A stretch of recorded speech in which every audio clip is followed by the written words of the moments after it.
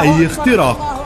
اليوم يثبت اتفاق الرياض أن المجلس الانتقالي على حداثته قد ارتقى بالقضية الجنوبية ليقتنص اعترافا ضمنيا بدوره الذي بناه بالاعتماد على حاضنة شعبية عريضة وشركة فاعلة مع قوات التحالف العربي في أكثر الجبهات القتالية سخونة، ومساهمة القوات التابعة له في تحرير مدن الجنوب ومناطق الساحل الغربي المنيعة.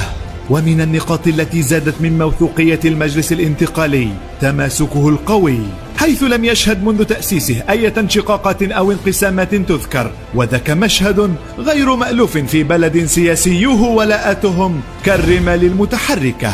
اليوم يعتلي الانتقالي الجنوبي صدارة المشهد متكئا على انتصارات هامة حققها منذ إنشائه ليثبت قدرته على الحسم عسكريا والجنوح للسلم في كل مرة، مقدما الحلول الإيجابية التي تخدم قضيته وتعزز شراكته مع التحالف بقيادة السعودية. محمد الزمزمي، إيرام نيوز.